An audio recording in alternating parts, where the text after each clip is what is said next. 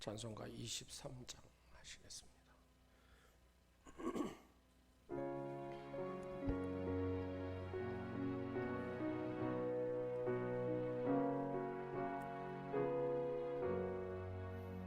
만일 에게 있으면 그 입 다 가지고 내 구주 주시는 종을 늘 찬송하겠네. 내 은혜로신 하나님 날 도와주시고 그 크신 영광 널리 펴 다 알게 하소서. 내 주의 귀한 이름이 날 위로하시고 그 귀의 음악 같으니 참이락 되도다. 내 죄의 권세 깨뜨려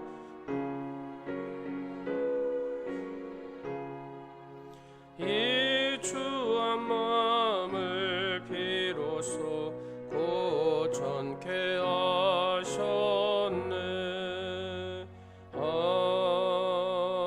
아멘.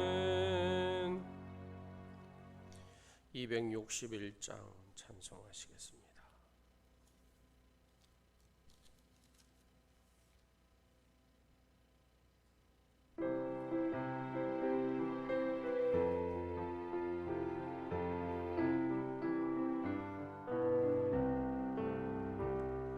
이 세상의 모든 죄를 밝히시는 주의 보혈, 성자 예수 그 귀한 피 찬송하고 찬송하세. 주님 앞을 멀리 떠나 길을 잃고 헤맬 때에 나의 뒤를 따라오사 친히 구원하도다. 흰 눈보다도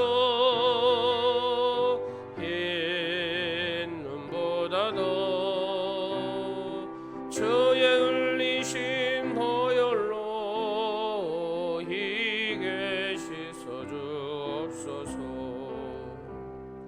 가시관을 쓰셨으니 피로 얼굴 물드셨고 십자가에 모진 것도 나를 위해 당하셨네. 말로 용용할 수 없는 구세주의 구속하신 그 은혜와 그 신사라 찬송하고 찬송하세. 흰 눈보다도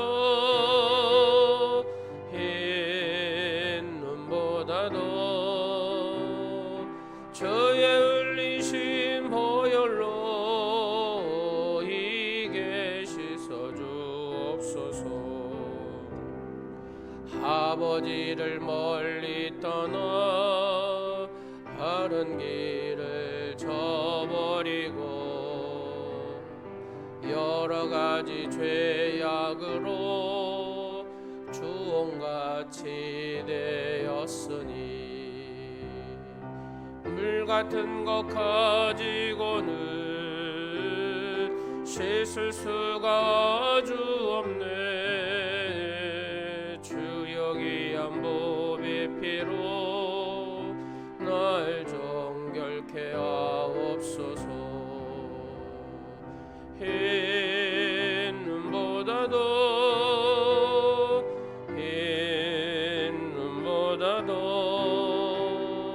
주의 흘리신 보혈로 희게 주옵소서.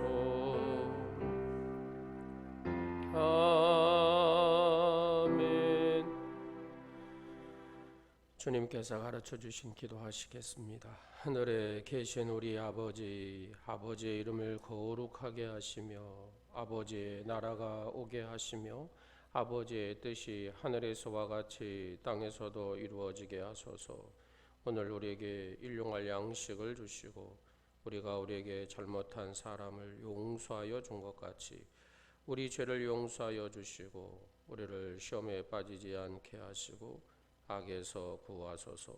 나라와 권능과 영광이 영원히 아버지의 것입니다. 아멘. 오늘 우리에게 주신 하나님의 말씀은 출애굽기 34장 21절에서 24절 말씀입니다.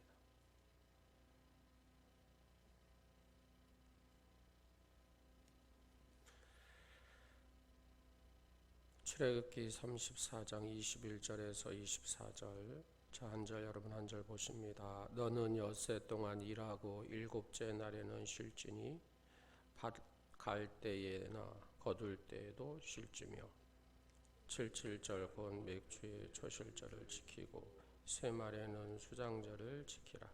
너희의 모든 남자는 매년 3번씩 주 여호와 이스라엘의 하나님 앞에 보일지라. 내가 이방 나라들을 내 앞에서 쫓아내고 내 지경을 넓히리니 내가 매년 3번씩 여호와 내 하나님을 뵈려고 올 때에 아무도 내 땅을 탐내지 못하리라. 아멘. 오늘은 맥추절입니다. 오늘 본문을 보면 하나님께서 3가지 절기에는 반드시 하나님 앞에 나오라고 명령을 했습니다. 오늘 이 맥추 감사절을 우리가 생각을 해보면서 함께 은혜를 나누고자 합니다. 이 맥추절은 77절, 다른 말로 초실절, 오순절이라고 불리기도 합니다. 그런데 우리가 왜 이 맥추절을 지켜야 합니까? 이 절기는 모헤드라는 단어를 쓰는데 하나님께서 정해 놓은 시간, 하나님께서 정해 놓은 시간들이죠. 바로 이 출애굽기 23장 16절 맥추절을 지키라. 레위기 23장 1절과 2절도 이 하나님의 절기에 대해서 말씀하시기도 합니다. 여러분, 예루살렘에 한 60만 명 정도 살아요. 60만 명. 근데 이 절기, 3대 절기를 지키기 위해서 세계에서 다 모여들거든요. 그때는 보통 한 250만 명. 이 예루살렘 도시가 조금 해요. 그렇게 크지 않습니다. 한 250만 명이 모여서 그 절기를 지키기 위해서 세계에서 옵니다. 하나님께서 모세에게 1년에 3번씩 걸쳐서 꼭 지켜야 하는 3대 절기를 명령하셨는데 바로 이 첫째 절기가 우리가 잘 아는 첫 번째는 6월절이잖아요. 6월절, 무교절. 둘째 절기가 바로 이 맥추절, 77절, 오순절이라고 하죠. 세 번째 절기는 우리가 잘 아는 수장절이라 이렇게 얘기합니다. 그 중에 이 맥추절은 여름 곡식을 거두어 먹게 된 것을 감사하며 함께 기뻐하는 여름 축제로서 6월절이 지난 50일째 지키는 절기로 오순절이라고도 하고 6월절 바로 이 다음 날부터 해서 7일씩 7주간 77에 49 그래서 지난 후에 지키는 절기라고 해서 77절이라고 합니다. 이 맥추절의 맥은 보리맥을 쓰는데 이 보리맥은 말 그대로 예수님께서 요한복음에 보면은 생명의 떡이라고 그래요. 그죠? 자, 이 보리는 가장 천한 사람들이 먹었던 음식이잖아요. 그것을 가지고 떡을 만들어 줬다. 예수님께서 이 세상에 오실 때 어째요? 가장 천한 자리에 오셨어요. 바로 여기와 연관이 됐다라고 생각하시면 되겠습니다. 바로 이 맥추절은 생명의 떡, 바로 그 보리떡, 바로 예수 그리스도. 예수 그리스도를 바로 붙드는 절기, 이렇게 이야기해도 틀리지 않습니다. 그런데 우리가 잊지 말아야 할 것은 하나님께서 이스라엘 백성들에게 지키라고 하는 모든 절기가 그러한 것처럼 맥추절은 단순하게 여름 곡식을 거두어서 먹게 된 것을 감사하는 것만은 얘기하는 게 아닙니다. 하나님은 맥추절을 통해서 하나님께서 우리를 보호자가 되심을 바로 믿게 하시고, 본래 또 빈손이며 죄인임을 불구하고도 우리를 위해서 하나님의 은혜를 감사케 하고, 희생이 있는 제사나 누룩 없는 제물 최상의 것을 바치게 함으로 하나님에게 바른 예배를 드리게 하기 위함이다라는 얘기죠. 뿐만 아니라 우리가 여기에 영적인 의미를 찾아보면 구약 시대에는 모세가 맥추절에 뭘 받아요? 여러분, 십계명을 받거든요.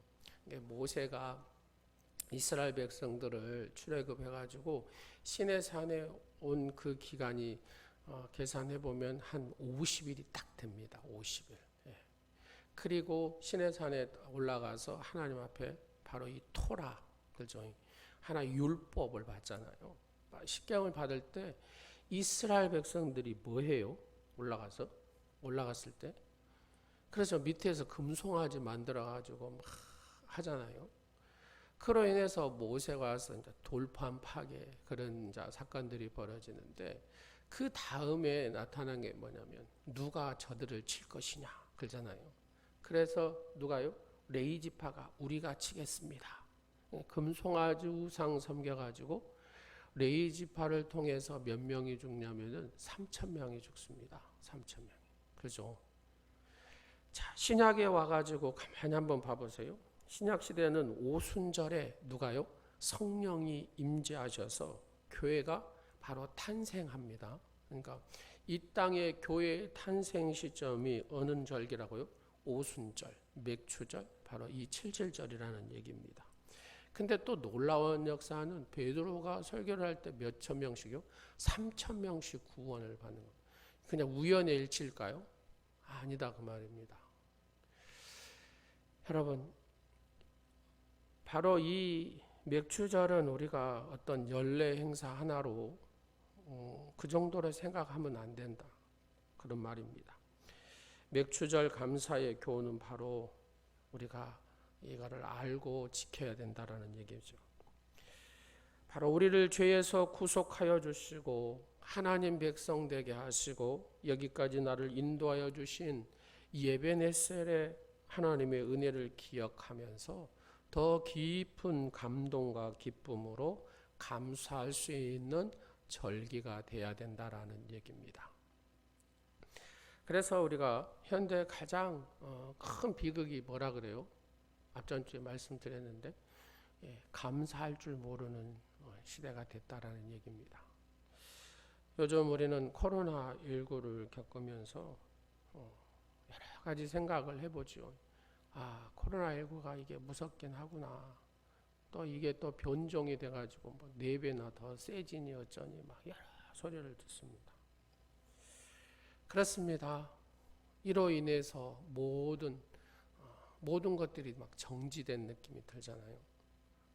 하나씩 정지된 상황들이 벌어지는 것들을 봅니다. 오늘 우리가 맥추절을 지키는데 그죠? 광주에 이 코로나19가 와서 이런 상황들이 벌어지는 모습들을 보면서 우리가 하나님의 은혜 없이는 한순간도 살 수 없다라는 생각들을 해보는 그런 맥추절이 아닌가 싶습니다. 그러나 이보다 더 무서운 바이러스가 있어요. 코로나19보다도 더 무서운 바이러스. 그게 뭐냐면 우리 안에 있는 불평과 불만의 바이러스입니다.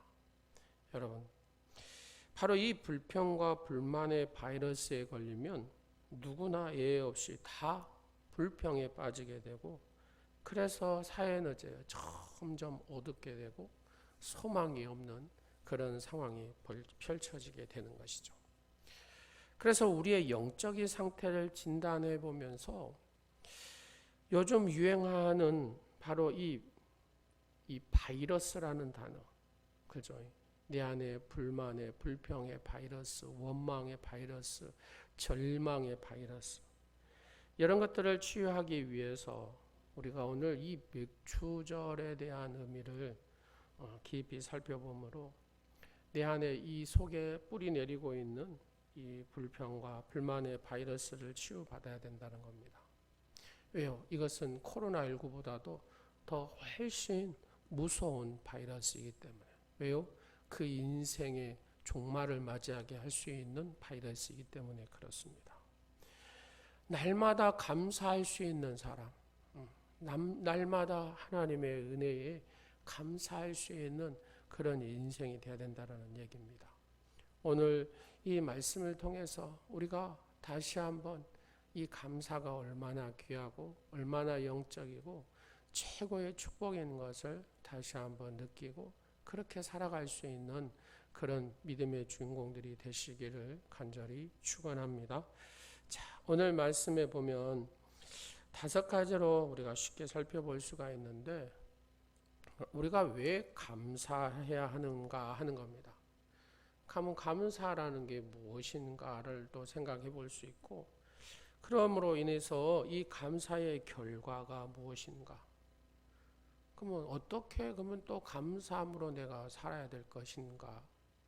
마지막으로 이 맥추절, 바로 우리에게 하나님께서 정해놓은 이 시간들, 이 모헤드, 그러면 현대를 살아가는 우리에게 있어서 이 맥추절의 진정한 의미는 무엇인가를 깨달아 알아가는 시간입니다. 왜 우리는 그러면 첫 번째로 감사해야 하는가?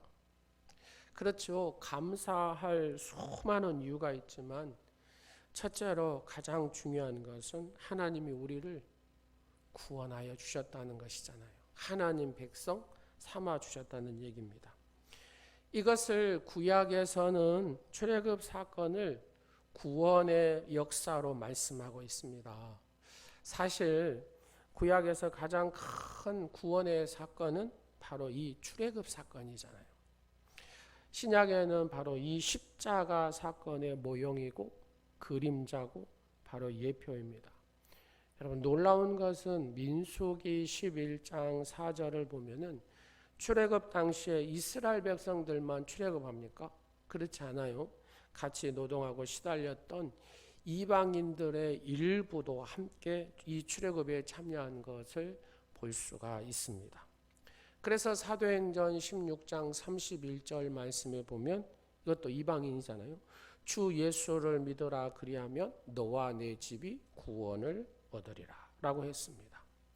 구원은 바로 이 하나님과 언약에 기초하기 때문에 가족과 그에 속한 모든 사람에게 이 구원이 임하는 것을 볼 수가 있죠. 그러면 왜 우리는 감사해야 됩니까? 한마디로 정리하면 로마서 6장 17절 18절에 뭐라 그래요? 죄의 종이었던 우리들을 의의 종으로 삼아 주셨기 때문에 그렇습니다. 죄의 종이었던 우리를 의의 종으로 삼아 주셨기 때문에 우리는 감사해야 된다는 겁니다. 나 하나뿐만이 아니라 나와 어째요? 우리의 온 가족을 구원하여 주셨기 때문에 그렇습니다. 자, 두 번째로 우리가 감사해야 될 이유는 감사가 바로 하나님의 뜻이다라는 얘기죠. 데살로니가 전서 5장 18절에 범사에 감사하라 이는 그리스도 예수 그리스도 안에서 너희를 향하신 뭐라 그래요? 하나님의 뜻이니라 이라고 했습니다. 그래서 우리들을 이런 감사의 이 삶을 살아야 되는 이유가 바로 여기에 있습니다. 내가 감사하게 되면 우리의 모든 역경과 환난 속에서도 더 감사할 수 있는 축복자가 된다라는 겁니다. 하루아침에 그런 주인공이 되는 것은 아니죠. 내가 늘 감사함으로 살아갈 때에 환난이 와도 어려움이 와도 힘든 상황이 되어도 감사할 수 있는 사람이 될 수가 있다라는 얘기입니다. 서양 사람들이 제일 잘하는 단어가 뭐라 그래요? 땡큐 그러잖아요. 이 감사합니다라는 단어를 씁니다. 그들은 남녀노소 할 것 없이 생활 속에서 작은 일에도 땡큐 땡큐 땡큐 막 이렇게 하잖아요. 그래서 미국에서 이 언어를 한번 조사를 해봤답니다. 미국 사람들이 가장 잘 쓰는 단어 50가지 1번, 2번, 3번 거기에서 한 28%를 차지하는 단어가 뭐냐면 감사합니다라는 단어랍니다. 보통 성인이 한 26,000 단어를 이렇게 알고 있다고 그래요. 26,000 단어를. 거기에서 다른 사람을 가장 기쁘게 하는 단어가 감사합니다. 이거는 하나님을 가장 기쁘시게 하는 인간의 언어 또한 이 감사합니다라는 단어죠. 그래서 유대인의 격언 중에 이런 말이 있어요. 감사합니다라는 이 말이 그 아이한테 딱 붙기 전까지는 다른 말을 가르치지 말아라. 이런 유대인의 격언도 있습니다. 하나님을 가장 기쁘시게 하는 인간의 언어는 노래보다도 뭐라고요? 감사합니다라는 이 단어입니다. 그래서 세 번째 우리가 감사해야 될 세 번째는 뭐냐면 그리스도 안에서 누가요?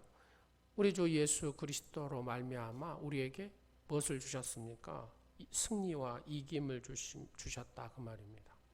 그래서 고린도전서 15장 57절에 뭐라 그래요? 우리 주 예수 그리스도로 말미암아 우리에게 승리를 주시는 하나님께 감사하노니 이것은 죽음에 대해서 이기게 하시고 세상에 대해서 이기게 하시고 자신을 바로 이기게 하신 것을 감사하라 그 말입니다. 그러니까 예수 그리스도로 말미암아 바로 이 죽음에 대해서 이기게 하셨다 그 말입니다. 세상에 대해서 이기게 하셨다 그 말입니다. 우리의 믿음으로 세상을 이기느니라 요한일서에 말씀하시죠. 그렇습니다. 내 자신도 이길 수 있는 방법이 뭐냐? 예수 그리스도를 믿음으로 예수 그리스도의 겸손과 온유의 옷을 입을 때에 내 자신도 이길 수가 있다라는 겁니다. 그래서 그 하나님은 어떤 하나님이라 그래요? 사랑의 하나님이라 그러죠. 그 하나님은 어떤 하나님이요? 결코 실수하지 않으신 하나님. 그 하나님은 우리를 떠나거나 버리지 아니하신 하나님. 그래서 그 하나님이 나와 임마누엘 함께 하시기 때문에 바로 그리스도 안에서 우리에게 승리와 이김 주심에 내가 늘 감사하며 살아가는 이유가 여기에 있다라는 얘기입니다. 네 번째로 내가 감사해야 될 이유는 바로 하나님은 자비하셔서 우리에게 너무도 많은 것을 주셨어요. 그러잖아요. 우리에게 이건 처음 생각해 보면 너무 많은 걸 주셨어요. 또 앞으로 더 많은 것을 주실 것에 대한 바로 그거를 기대하는 믿음의 삶이기 때문에 감사해야 된다는 겁니다. 가만히 생각해 보면 우리는 하나님의 은혜 없이는 살 수가 없어요. 여러 가지 하나님의 은혜를 주셨어요. 또 죄를 용서하여 주셨고 양식을 주셨고 은사를 주셨고 자녀를 주셨고 직업을 주셨고 심지어는 병도 고쳐주셨고 막 찾아보면 너무 많죠. 그렇습니다. 그래서 우리는 하나님 앞에 감사의 이유가 찾아보면 너무나 많죠. 그러면 감사란 무엇인가? 두 번째로 오늘 우리는 감사를 해야 하는데 그러면 감사라는 게 뭐냐? 감사를 영어로 우리가 보면 땡큐라는 단어를 쓰잖아요. 그 땡큐라는 단어와 연관된 단어가 think, 생각하다라는 얘기입니다. 다시 말하면 감사는 생각하는 데서 시작된다라는 것이죠. 뭘 생각해야 되냐? 하나님께서 내게 주신 것이 무엇인가를 생각하라. 어떻게 하나님은 나를 인도하고 계신가를 생각하라. 죽을 수밖에 없는 나를 구원하신 것은 무엇 때문인가? 이것을 생각하면서 받은 복을 생각하고 또 앞으로 주실 것을 받을 복을 생각해 보자는 겁니다. 그래서 하나님의 은혜를 깨닫고 그의 사랑을 깨달아 보답할 마음이 생겨지죠. 이것이 뭐냐? 바로 감사라는 단어입니다. 그래서 이 감사는 최고의 미덕이기도 하죠. 그러나 감사는 여기서 끝나는 것이 아닙니다. 내가 베풀어 준 것을 생각하면서 그 마음을 표현할 때에 그러잖아요. 표현할 때에 이것이 바로 감사라는 것입니다. 다시 말하면 표현이 없는 감사는 참 감사가 아니다라는 얘기죠. 감사는 먼저 무엇으로요? 입으로 표현하고, 다음은 무엇으로요? 행동으로 표현하고, 또 뭘로 표현하고요? 물질로도 표현하고, 뭘로요? 섬김으로도 표현하는 것입니다. 오늘 우리가 준비한 맥주 감사의 헌금도 바로 이게 뭐예요? 감사의 표현이다 그 말입니다. 그럼 세 번째로 감사의 결과, 감사 내가 하고 이렇게 사니까 감사의 결과가 무엇이냐? 이 감사의 결과는 감사하면 가장 중요한 것이 뭐예요? 기적이 일어난다는 거잖아요. 기적이.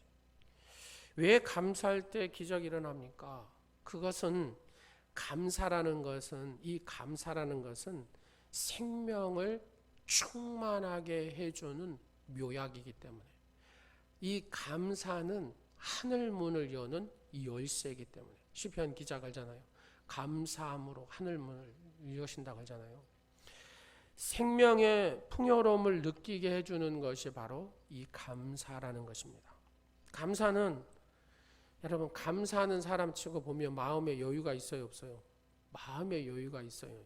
근데 감사가 속에 없는 사람은 여유가 없어요. 딱 봐도 어째요? 얼굴에 써졌어요. 조급함이라고. 그렇죠? 조급함. 그냥 왠지 이 사람을 보면 어째 불편해. 이게 뭐예요? 이 사람 자체 안에가 뭐가 없어요? 감사가 없다 그 말입니다. 감사는 축복을 받을 그릇을 만들어주기 때문에 바로 이 감사가 놀랍다라는 것입니다. 그래서 성경을 보면 감사함으로 일어난 수많은 기적이 있는데 몇 가지를 살펴보면은 우리가 요나 얘기 잘 아시잖아요. 요나가 여하튼 하나님 불순종해갖고 배 타고 가다가 풍랑에 만나가지고 배가 이렇게 풍랑에 만나서 물속에 잠긴 상황까지 가잖아요. 근데 이 요나가 결국은 이제 이 바다에 던짐을 받고 큰 얕은 고기가 삼켰어요. 그때의 요나의 기도가 뭐예요? 여러분 우리가 상식적으로 생각하면 뱃속에 들어가면 죽지요. 죽어. 근데 하나님의 은혜로 살았어요. 그러니까 그 속에 생명이 붙어 있으니까 요나가 뭐예요? 감사하기도 합니다. 요나가 움직이는 뱃속에서 여러분 지중해를 걸쳐가지고 저기 아프리카 밑으로 걸쳐서 어디까지요? 저기 지금 이란 거기 해협까지 갔다는 소리잖아요. 그러면 그 3일 동안 뭐 했다는 소리입니까? 하나님 앞에 감사의 기도를 했다는 겁니다. 그래서 그는 어디에서요? 뱃속, 고기 뱃속에서 살아남을 수가 있었다 그 말입니다. 여러분 뱃속에 들어가갖고도 요나가 불평하고 막 그렇다고 생각해요. 뱃속에서 어째요? 살아나왔겠어요? 아마 소화돼 버렸을 겁니다. 여러분 하박국을 보면은 포로로 잡혀갔다가 돌아왔잖아요. 와서 딱 성전을 보고 뭐 딱 상황을 보니까 어째요? 말 그대로 황폐한 땅이다 그 말입니다. 그래서 이 하박국이 노래한 게 뭐예요? 보니까 무화과 나무가 무성치 못한, 무화과 나무가 열매 하나 없다 그 말입니다. 쉽게 얘기해서 포도나무를 봐도 열매가 없고 감람나무, 올리브도 보니까 소출이 없다 그래요. 이게 황폐한 땅이죠. 밭에를 가봐도 식물이 없고 여러분 아프리카나 인도나 지금 메뚜기 때 보셨죠? 우리의 양이 없어요. 짐승 한 마리 없더라는 겁니다. 소 한 마리가 없어요. 근데 중요한 것은 그러나 그럼에도 불구하고 하박국 선지자가 불평에서 변하여 감사했을 때에, 그 다음에 단어가 중요해요. 하나님은 그에게 사슴발과 같이 높은 곳에 다니는 귀한 축복과 사명을 감당하게 하셨다. 이렇게 얘기하거든요. 그러니까 여러분, 사슴발처럼 그렇게 그 일들을 왕성하게 할 수 있도록 하나님이 복을 주셨다. 근데 여러분 가만히 생각해. 하나님, 이 황폐한 땅에 와서 나한테 일하라고요. 그러면서 막 불평하고 했다고 생각해 보세요. 그러면 뭐 사슴발과 같이 높이 다니며 이런 언어가 나오겠어요? 택도 없죠. 우리가 그 사도 바울에 대한 얘기를 보면은 두아드리아에서 전도를 하잖아요. 전도를 하다가 보니까 귀신 든 여인이 있어요. 그러니까 귀신을 쫓아버려요. 근데 이 여인을 통해서 돈 번 주인이 어째요? 고발해가지고 이 사도 바울이 감옥에 갇히게 됩니다. 하나님, 내가 진짜 하나님 일을 하는데 결국은 나를 감옥에 넣으십니까? 이렇게 할 수 있잖아요. 근데 거기에서 사도 바울이 뭐예요? 감사함으로 찬양을 드렸습니다. 그때 어떤 일이 일어나요? 그렇습니다. 지진이 일어나면서 착고가 풀리고 쇠고랑이 끊어지고 간수가 그로 인해서 구원을 받게 되고 옥문이 열리고 뭐 이런 일들이 막 벌어지잖아요.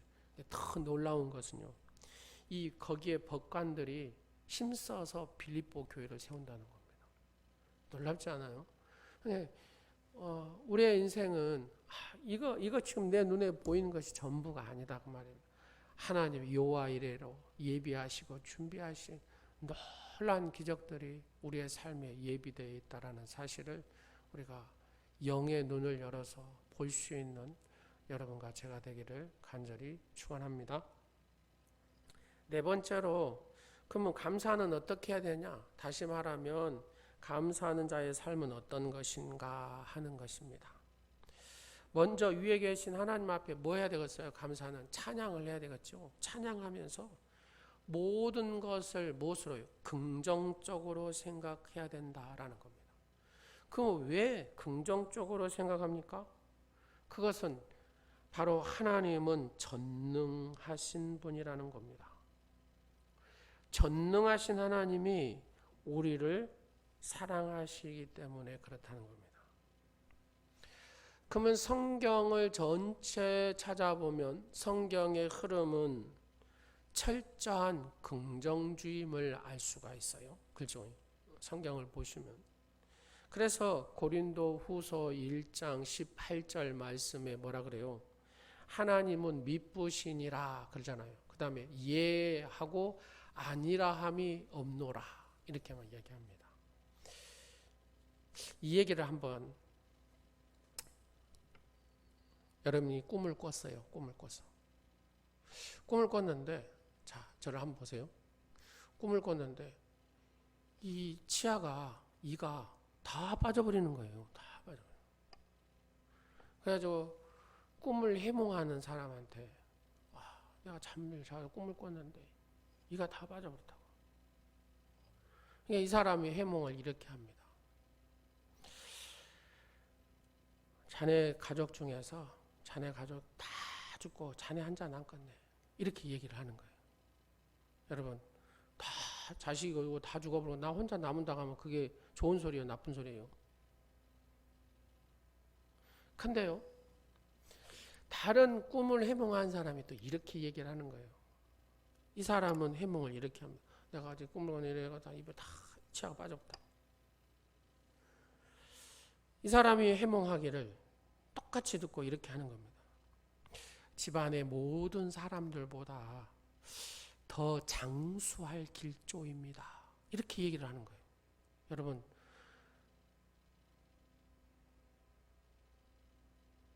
처음에 얘기한 거하고 두 번째 얘기한 거 같은 얘기예요? 다른 얘기예요? 같은 얘기잖아요. 근데 뭐가 달라요? 해석이 다르다. 무슨 해석이요? 부정적이냐 긍정적이냐 그 말입니다. 다른 식구들 중에 다 죽어버리고 당신은 혼자 남겠습니다. 이 말하고 가족 중에서 아주 길게 장수할 길조입니다. 이 단어가 이 의미는 똑같다 그 말입니다. 그러나 어떻게 해석하느냐에 따라서 달라진다 그 말입니다. 그래서 이 꿈을 해석하는 사람들, 우리가 다니엘을 보더라도 그러고 요셉을 보더라도 그렇다고 말입니다. 우리가 부정적으로 생각하느냐 아니면 긍정적으로 생각하느냐에 따라 우리의 인생이 변한다는 겁니다. 성경의 생활과는 전체가 긍정, 철저한 긍정입니다. 그 다음에 보니까 하나님께 대한 찬양과 기도를 쉬지 말아야 된다는 겁니다. 사무엘 선지자가 뭐예요? 나는 기도를 쉬는 죄를 범하지 않겠다는 표현을 쓰잖아요. 기도는 다른 말로 하나님과 영적인 대화잖아요. 사랑은 뭐 하는 거예요? 항상 대화를 요구하는 것이 사랑임을 알 수가 있습니다. 그것이 바로 뭐예요? 사랑의 표현이다라는 얘기입니다. 그러므로 쉬지 않고 기도합니다. 여러분, 무엇이 찬양입니까? 거기에 곡조가 붙어 있는 게, 그죠? 기도에 곡조가 붙어 있는 게 바로 찬양이잖아요. 이 찬양과 기도는 하나님께 대한 우리의 믿음을 나타내는 것이다라는 겁니다. 그래서 우리들은 항상 내 입술에서 찬양을 하고 기도를 할 때에 이 어둠의 악한 귀신들이, 사탄이 역사하지 못하는 믿음의 주인공이 되는 것이죠. 그러면 세 번째로 우리는 어떤 삶을 살아야 되는가? 감사하게 사는 삶이 뭐냐? 성경에 보니까 남에게 주는 섬김의 삶을 살아 그래요. 신명기 여러분 16장 9절에 11절에 보니까 무슨 단어가 나오냐면은 객과 고아와 가부. 여러분 이 단어 많이 들어보셨잖아요. 그러면 하나님께서 우리에게 이 단어를 쓰게 하신 객과 고아와 가부라는 단어를 쓰게 하시는 이유가 뭘까? 내가 나누라고 할 때, 섬기라고 할 때에 늘 반복해서 쓰는 단어가 있어요. 객과 고아와 가부. 그러면 이 객과 고아와 가부라는 단어에는 무슨 의미가 있냐? 이 사람들은 쉽게 얘기해서 객과 고아와 가부의 이 상태는 이 땅에 기초가 없는 사람, 말 그대로 이 땅에 기초가 없는 사람이다. 그러니까 도움이 없이는 이 땅에서 존립할 수가 없는 상태의 사람이다 그 말입니다. 그러니까 선교도 여러분 여기에 목표를 두고 해야 된다라는 겁니다. 영적으로 봐도 기초가 없고 도움을 주지 않고서는 존립할 수 없는 사람, 육적으로도 이런 사람에게 교회는 선교를 하고 구제를 하고 해야 된다 그 말입니다. 그래서 누가복음에 보면 삭개오 얘기가 나오잖아요. 삭개오가 예수님 만나고 멋들어진 고백을 하잖아요. 무슨 고백을 해요? 가난한 자에게 내 소유의 절반을 주고 혹시 내가 토색해서 뺏은 거 있으면 내가 4배로 갚겠습니다. 그러니까 주님이 딱 뭐라고 해요? 오늘 이 구원이 너희 가정에 임하였다. 이렇게 말씀하시잖아요. 그러니까 딱 이 단어 안에 이 가난은 뭐예요? 객과 고아와 가부라는 얘기입니다. 또 하나 우리가 여기에서 섬김의 삶은 하나님을 잘 섬겨야 된다는 얘기입니다. 마리아가 했던 것이 뭐예요? 우리가 300데나리온, 이게 얼마나 어마어마한 수치로 하면 돈으로 생각하면 많다고 다들 막 그렇게 표현하잖아요. 옥합을 깨뜨려 가지고 향유를 부어드렸다. 이것은 나의 장례를 준비하는 것이다. 주님이 그렇게 말씀하시잖아요. 근데 부활의 주님을 첫 번째 만난 사람이 누구예요? 이 마리아잖아요. 그 어마어마한 축복을 받게 하셨다고 말입니다. 그 영광을 누리게 하셨다고 말입니다. 근데 그 사람이 어떤 사람이에요? 남에게 베푸는 사람이었다라는 겁니다. 그렇습니다. 사랑을 받지 못한 우리의 모습 속에서 우리가 사랑할 수가 없어요. 그렇잖아요. 그래서 우리는 내가 받지 못한 사랑, 내가 주님의 엄청난 사랑을 받은 그 사랑을 가지고 회복되어서 사랑을 안아줄 수 있는 그런 믿음의 주인공이 되어야 될 줄로 믿습니다. 이게 상담학적으로 보면 내 부모에게 또 많은 사람의 사랑받지 못한 사람이 사랑하지 못한다 그런 표현을 써요. 그것은 또 따지고 보면 하나님을 믿는 우리에게는 또 안 맞을 수도 있다 그 말입니다. 왜요? 이 하나님의 엄청난 사랑을 내가 받았다는 이 영적인 원리를 알면은 그 모든 사랑의 결핍이 해결되지 않겠어요. 그렇잖아요. 그 사랑의 힘으로 베푸는 것이죠. 제가 예전에 김현정의 뉴스쇼에 나오는 그분의 간증을 들었어요. 이분은 구두 수선을 한 사람인데 어렸을 때 자기가 10살 때 그래도 부모의 사랑을 못 받았어도 이웃 사랑을 그래도 이분은 받았더라. 그래서 나도 이거를 흘려보내야 되겠다 해가지고 정말로 훌륭한 일들을 많이 하시더라고요. 사랑하는 여러분, 그렇습니다. 흘려보낼 때에 하나님은 우리에게 더 큰 은혜를 주시는 줄로 믿으시기 바랍니다. 거기에 우리가 생각해야 될 것은 뭐예요? 객과 고아와 가부. 이 땅에 기초가 없고 도움을 주지 않으면 절대로 존립할 수 없는 사람. 바로 그에게 하나님의 선하신 도움의 역사들이 우리 손을 통해서 나타나야 된다는 겁니다. 마지막으로 보면 우리가 누구한테요? 하나님 앞에 예물을 드림을 통한 감사죠. 고린도후서 9장 11절에 보면은 이렇게 표현합니다. 너그럽게 연보를 하면 하나님 앞에 드림은 그들이 우리로 말미암아 하나님께 감사하게 하는 것이라. 여러분, 사실 돈 번 것이 어려워요, 힘들어요. 정말 어렵고 힘들잖아요. 그러나 그런 수고를 통해서 번 돈을 이렇게 고백합니다. 주여 감사합니다. 하나님께 바칠 수 있어서 감사합니다. 이 표현이요. 그러니까 다윗 왕이 내가 무엇이기에 이처럼 즐거운 마음으로 들을 힘을 그잖아요. 있게 하심을 감사합니다. 이 표현을 쓰잖아요. 여러분, 우리가 하나님 앞에 헌금을 드릴 때 내가 무엇이기에 이렇게 즐거운 마음으로 하나님 앞에 준비하여 드릴 수 있도록 주심을 감사합니다. 이 표현을 반드시 쓰자는 얘기입니다. 그러면 거기에 어째요? 감사를 잊고 살았던 사람도 감사할 수 있는 마음이 생기고 회복이 되고 본래의 자리, 축복의 자리, 복의 근원의 자리, 그것을 온전히 내가 깨닫고 회복하지 않겠습니까? 거기에 뭐가 있습니까? 그 회복되는 순간에 내게 참된 기쁨이 있을 것이고 참된 행복이 있을 거라는 얘기입니다. 현대인들이 가장 많이 걸리는 병이 뭐라 그래요? 우리가 잘 아는 우울증이라고 하잖아요. 우울증. 근데 여기에 전문가가 이렇게 얘기합니다. 우울증은 간단히 치료하는 방법이 있다는 거예요. 그게 뭐냐면 그냥 행복하게 살면 치료가 된다라는 거예요. 행복하게 살면. 행복하게 못 사니까 이게 걸리겠죠. 그러면 행복하게 사는 방법이 뭐냐? 그게 뭐냐면 항상 감사하는 마음을 가지고 살아가는 거예요.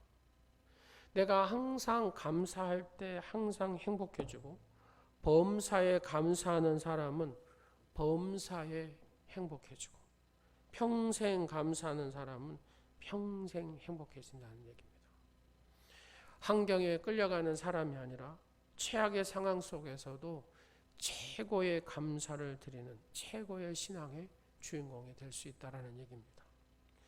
여러분, 종은 울릴 때 종이잖아요.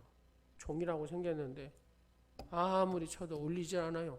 이건 종이 아니다 그 말입니다. 여러분, 장작도 뗄 때 장작이지 아무리 불이 붙인다 해도 불이 안 붙는다고 생각하면 이건 장작이 아니죠. 믿음은 감사할 때 내 안에 참된 믿음이 내 속에서 생기는 것이죠. 하나님의 감사를 회복할 때에 다른 감사가 또 회복이 되고 그러면서 우리가 너그러운 마음으로 감사의 인생을 살아갈 수 있다라는 얘기입니다. 사랑하는 성도 여러분, 기독교는 한마디로 다른 말로 표현하면 감사의 종교입니다. 감사는 예수 그리스도를 믿는 성도들이 살아가는 성도들의 표징이 바로 이 감사입니다. 반대로 불만과 불평은 불신자의 표징이고 바로 하나님이 원하시지 않는 삶의 표징이고, 원수마귀가 가장 좋아하고 원수마귀가 그 마음을 우리에게 주어서, 그 생각을 주어서 하나님 앞에 가까이 가지 못하도록 만드는 것이 바로 이 불평과 불만의 바이러스입니다. 문제는 바로 우리가 은혜를 잊는 이 건망증이 딱 들어오기 시작하면 감사를 잊게 되죠. 감사를 잊게 되면 어째요? 감사를 잊게 된 사람은 늘 장애물 속에서 살아가게 된다는 겁니다.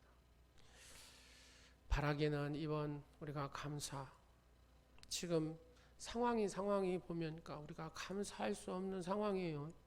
그래도 우리가 이 맥주절에 진정한 구원받은 구원의 은혜를 베푸신 그 하나님, 나를 1년에 반년 동안 지켜주시고 또 앞으로도 반년을 지켜주시고 또 내 평생에 나와 함께 하시고 내게 은혜를 베푸실 하나님을 기대하며 내 인생의 모든 삶의 소망들을 바라보면서 오늘 이 맥주 감사 주일을 우리가 감사함으로 지키고 그렇게 살아가는 복된 여러분과 제가 되기를 소망합니다.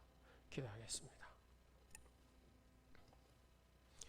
존귀하신 만왕의 왕 되신 아버지 하나님을 찬양하고 경배합니다. 항상 감사하는 사람은 항상 행복하고, 범사에 감사하는 사람은 범사에 행복하고, 평생 감사하는 사람은 평생 행복한 사람이 된다는 사실을 우리가 늘 기억하고, 최악의 상황 속에서도 최고의 감사를 드리는 최고의 신앙, 최고의 온누리 성도들이 다 되게 하여 주옵소서. 맥주절의 참된 의미를 깊이 깨닫고 감사가 회복되어 참으로 기쁨으로 살아가는 오늘의 지체들이 되게 하옵소서. 예수님의 이름으로 기도드립니다. 아멘. 찬송가 590장 드리겠습니다.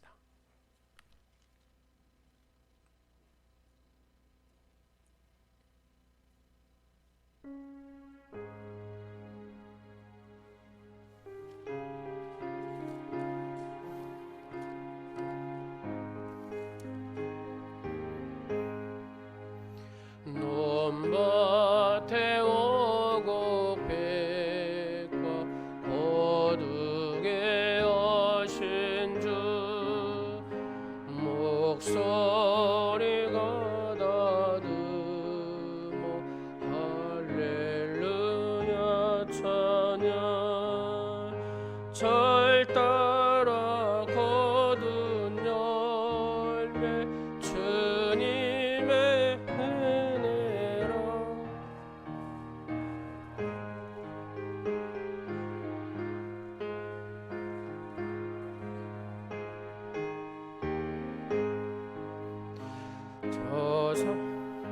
저상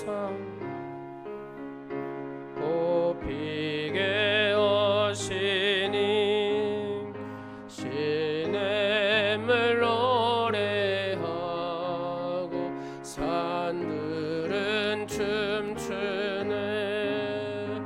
메마른 모든 땅에 단비를 주시고 호국이 풍성하게 주복을 주셨네. 은혜로 거둔 곳이 주 앞에 바치고 구원을 받으니 주님께 바치네. 겸손히 무릎 꿇어 마음을 드리고 생명을 주신 주께 다 경배되고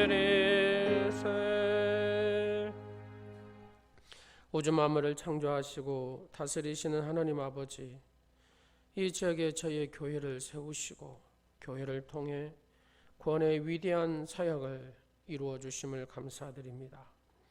오늘 맥주 감사주일을 맞아 교회 역사 속에 길이 남을 기도의 증인이 되게 하옵소서, 봉사의 증인이 되게 하옵소서, 사랑의 증인이 되게 하옵소서, 감사의 증인이 되게 하옵소서. 맥주절을 맞아요 하나님께 첫 열매를 드리게 하셔서 감사합니다. 소득의 첫 것은 모두 하나님의 것이라는 사실을 깨닫게 하시고 오만한 마음으로 하나님의 것을 취하지 않게 하시고 성도로서 세상 속에서 살지만 결코 세상에 물들지 않도록 성령님의 울타리로 감싸 주시옵소서. 하나님의 생명 싸개로 아버지 붙들어 주시옵시고 아버지 어떤 상황 가운데서도 하나님의 지키심과 하나님의 보호하심 은혜 가운데 살아가게 하옵소서. 교회를 통하여 맡겨주신 직분에 더 기도하며 충성하기를 원합니다.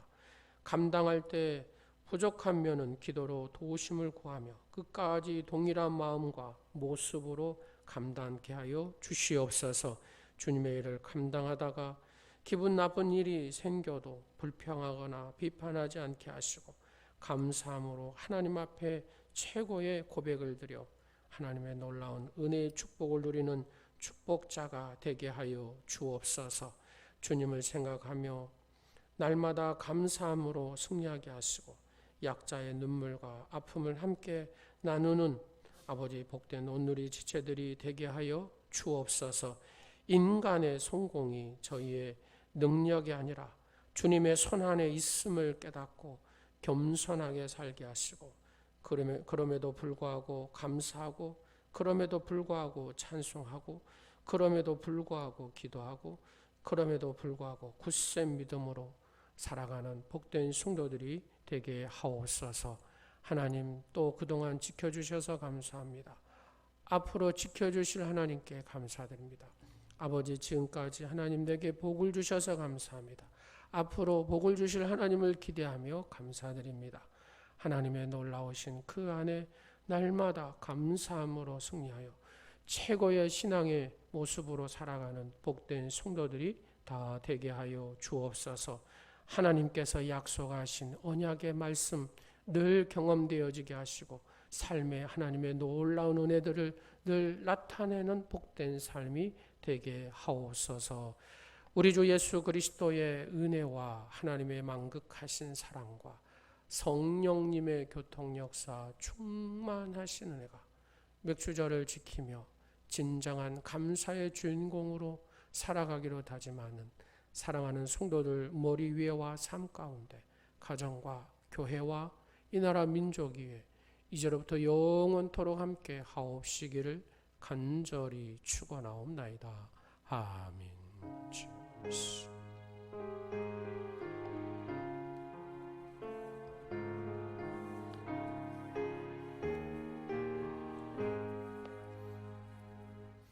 하나님께 영광의 박수 드리겠습니다. 주보를 한번 보시도록 하겠습니다. 오늘은 2020년 우리가 맥주 감사절 감사주일 예배로 드립니다. 성경 음성 통독 한 40 몇 분 정도 이렇게 하시더라고요. 될 수 있는 한 우리 오늘의 지체들이 다 하셨으면 좋을 것 같아요. 조금 늦게 시작하신 분도 있고 열심히 지금 녹음을 했는데 올리는 것이 좀 불편하신 분들이 좀 계셔서 우리 셀 리더님들께서 좀 잘 챙겨서 같이 독려하고 우리가 같이 하자고 이렇게 하셨으면 좋겠습니다. 지금 코로나19로 비대면 상황이 이렇게 벌어지고 지금 오늘 맥주 감사절을 우리가 지키면서도 지금 예배가 제대로 잘 안 되는 상황이 되어버렸습니다. 그래서 결국 마지막 때에 뭐 경제적으로도 더 힘들어질 것이고 교회적으로도 힘들어질 것이고 이런 상황들이 아마 가면 갈수록 펼쳐지지 않겠어요. 근데 여기에서 우리가 이 환난과 어려움과 이 고난을 이길 수 있는 방법은 다른 거 없습니다. 하나님 말씀 붙들고 기도하고 소망 가운데 살아가는 것 외에는 그것만이 이길 길이죠. 그것만. 그래서 될 수 있으면 말씀을 다 읽도록. 그래서 아동부도 지금 중고등부도 하여튼 5장, 6장은 못 읽어도 한 장씩이라도 계속 읽으면 되지 않겠어요? 그래서 아동부도 하고 중고등부도 그렇게 같이 해가지고 뭐 중고등부 하고 있고 그러더라고요. 전교인이 다 이렇게 해보시니까 괜찮죠. 예. 녹음한 거하고 안 한 거하고는 벌써 다릅니다. 예. 녹음을 해서 이렇게 올리신 거 보면 저는 그걸 그대로 느껴요. 그냥 스피커를 다 일부러 해가지고 올리실 때 이러면 탁탁탁 누구 올라왔습니다. 이 소리가 딱 나오거든요. 그런 또 은혜가 있더라고요. 그래서 말씀을 함께 이렇게 같이 녹음해서 통독할 수 있도록 우리 셀 리더님들께서는 신경 써주시기 바랍니다. 권면하고 또 밴드 초청하고 이렇게 하셨으면 좋겠습니다. 우리가 이제 광주에 이렇게 엄청나게 이렇게 지금 막 또 일곡중앙 뭐 이런 교회들에서만 나타나니까 온통 시선이 다 교회로 온 것 같아요. 그래서 지금 안 되겠다 싶어서 오늘 맥주감사 주일이지만 지금 2주 다음 주가 아마 최대 고비가 아닐까 싶습니다. 이때 못 막으면 이제 아마 대구 같은 일이 벌어진다고 할 정도로 지금 그렇게 심각하게들 얘기하니까 우리도 협조하고 기도하고 하나님의 뜻을 구해야 되지 않을까 싶습니다. 다른 것은 여러분들이 또 기도해 주시고 중보기도 해 주시고 교회 이제 출입 부분들도 또 이런 생각들을 가지고 해야 될 것 같습니다. 오늘 하나님 또 온라인으로 예배드리는 사랑하는 성도들 그 심령 안에 예배의 열정들이 일어나서 전심으로 하나님 앞에 예배하는 자가 될 수 있도록 또 그 시간 은혜를 주시라고 중보 기도해 주시면 감사하겠습니다. 기도하겠습니다.